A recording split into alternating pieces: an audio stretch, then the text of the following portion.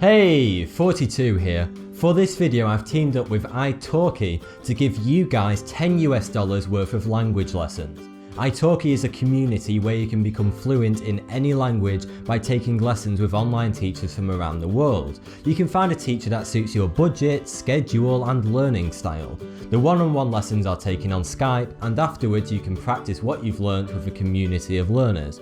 Just click on the link below to sign up and get your $10 voucher via email. There are estimated to be around 6,500 spoken languages in the world today, but more than half the world's population uses only 20 of them, and the language dies out every 14 days.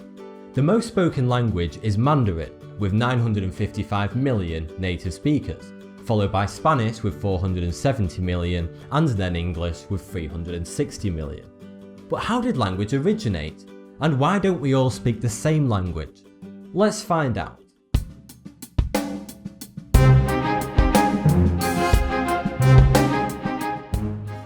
Homo sapiens have been on Earth for around 7 million years, and modern humans as we know them today have been around for 200,000 years.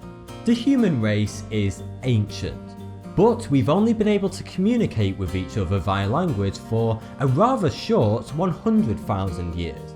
Scientists believe that humans have always possessed the building blocks for language, but it wasn't until 100,000 years ago when a chance mutation occurred in a single human that put the final building block in place inside the brain, which enables humans to finally be able to talk using legible words. It's thought that the very first words were emulations of noises that would have been heard in nature, such as the noises of animals and the wind blowing through the trees. Scientists theorise that the very first words spoken by humans could very well have sounded like these: bow wow, poo poo, ding dong, yo hee ho and ta ta. But the truth is we know very little about primitive languages, because writing wasn't developed until much later, and without writing we have almost no evidence of ancient languages. The first written language we have found evidence for is ancient Egyptian. We have found Egyptian hieroglyphs dating back as far as 2690 BC. But why do we have different languages? Wouldn't it be much simpler if we all just spoke the same language? To understand this, we must first understand how languages develop. Thousands of years ago, isolated civilizations across the globe all had the same problem. They needed a way to describe the things they owned, the tools they used, and the things they did to their fellow citizens. So they came up with words for all their tools, possessions, and actions. These names would start with one person calling an object by a made-up word, and after referring to it as that word for some time, other people would begin calling it by the same name, and eventually the word would stick. This enabled them to work together more efficiently and get more done.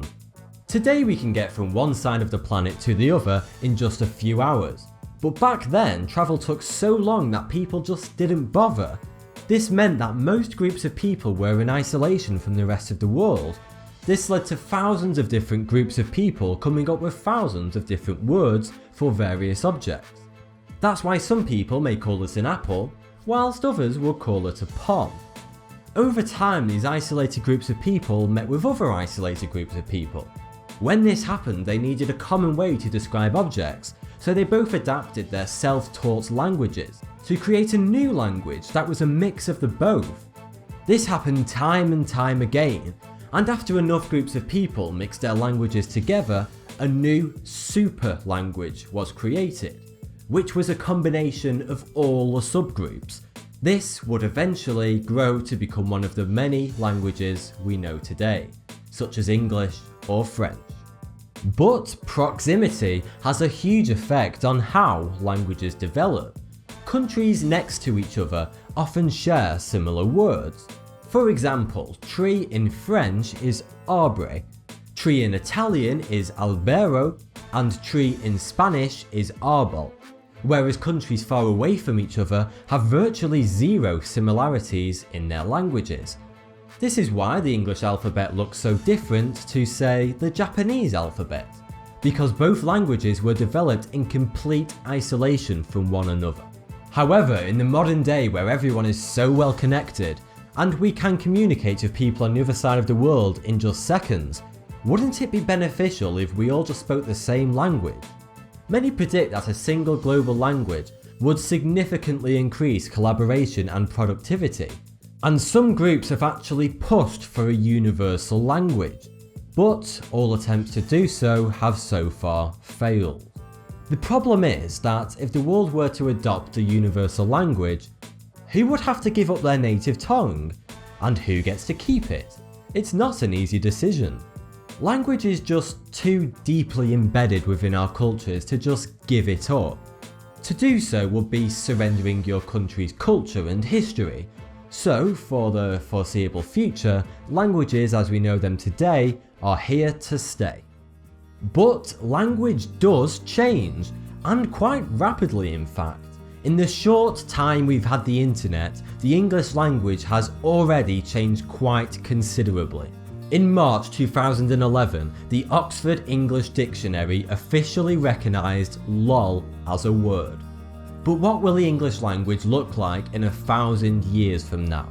Well, Justin B. Rye challenged this question, taking all the effects of different cultures and technology into consideration. He proposed a new language, Futurese.